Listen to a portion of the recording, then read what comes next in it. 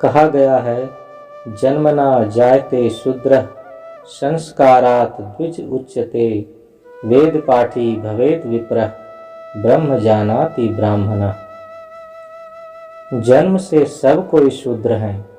एक छोटा बच्चा है, उसके लिए मुख्य काम है केवल भोजन करना, इसलिए उसके सामने है क्या? अन्नम ब्रह्मेति। अन्न को ब्रह्म के रूप में पाते हैं। जिसके सामने ब्रह्म सिर्फ अन्नमय है, केवल अन्न के रूप में ही आते हैं, वही शूद्र हैं।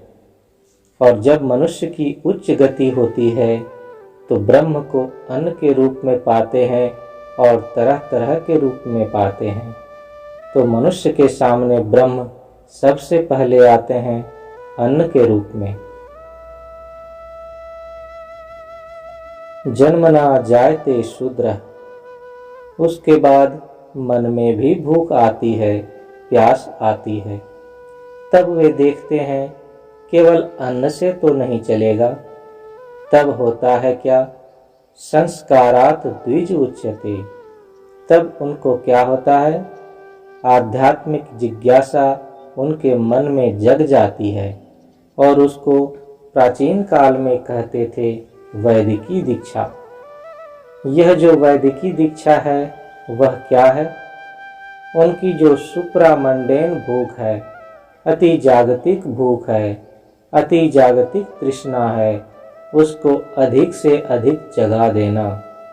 मनुष्य में जब आध्यात्मिक भूख जग जाती है, अति जागतिक तृष्णा जग जाती है, तब वे क्या करते हैं?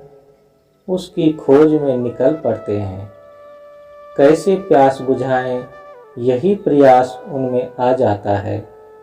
तब उस दशा में उसे कहते हैं द्विज, दूसरा जन्म। पहले जन्म में तो अन्न को ही जानते थे परमात्मा के रूप में। अब उनमें एक दूसरी भूख आ गई, जो भूख अन्न से मिटने वाली नहीं है। और उसके बाद क्या? हाँ, वेद पाठी भवेत् विप्रः, और ज्ञान की तृष्णा। ज्ञान की तृष्णा क्या है? मनुष्य की जितनी जिज्ञासाएं हैं, उन जिज्ञासाओं को बुझाने के लिए शास्त्राध्ययन करते हैं, स्वाध्याय करते हैं, अच्छी पुस्तकें पढ़ते हैं। तब उसको कहते हैं विप्र, इंटेलेक्चुअल। और उसके बाद परमात्मा की कृपा से तांत्रिकी दीक्षा मिलती है, परमात्मा को पाते हैं। तब उनको कहते हैं ब्राह्मण। ब्रह्म जानाति इति ब्राह्मणः। उसके पहले मनुष्य के सामने रहते हैं क्या? अन्नम ब्रह्मेति। अन्न को ही ब्रह्म के रूप में पाते हैं। दूसरे चरण में वे क्या पाते हैं? हाँ, कर्म ब्रह्मेति, कर्म बहु कुर्वित। तब वे देखते हैं कर्म ही ब्रह्म है। कर्म ब्रह्म है कैसे? कर्म क्या है? कर्म वस्तु के स्थान परिवर्तन को कर्म कहते हैं। जहाँ स्थान परिवर्तन नहीं है वहाँ क्या है? हाँ, कर्म नहीं है। अब देखो, स्थान क्या है?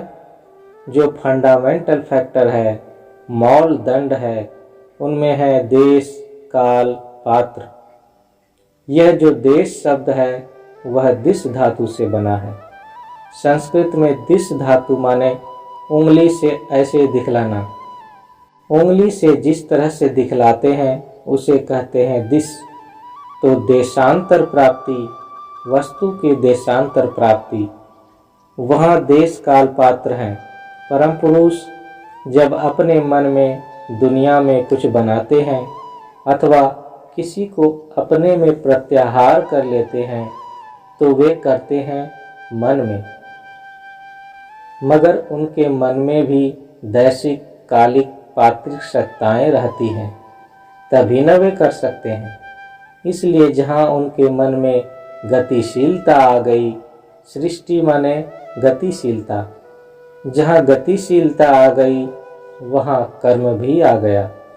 जहाँ कर्म आ गया वहाँ देश, काल, पात्र, ये त्रिदंड भी आ गए।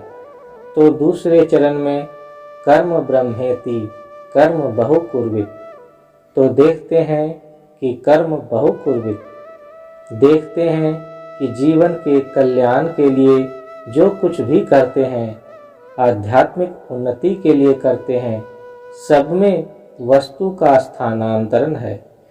तुम्हारा मैंपन मान लो पशु के माफिक एक दिन था, ऊपर उठते उठते मनुष्य के माफिक हो गया, परमात्मा से मिल गया।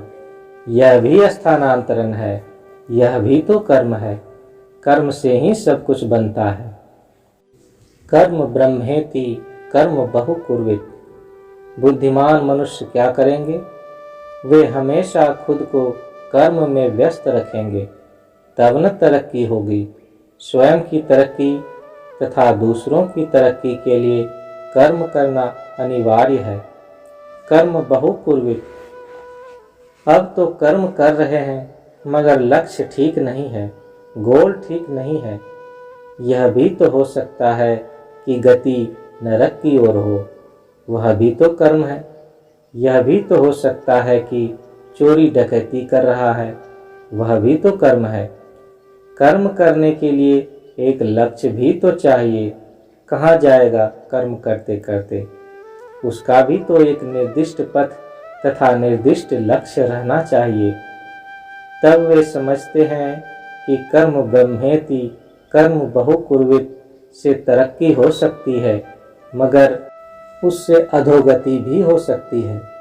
यह कर्म ब्रह्मेति कर्म बहु कुर्वित, यह जो नीति है खतरे से खाली नहीं है, इसमें विपत्ति भी हो सकती है।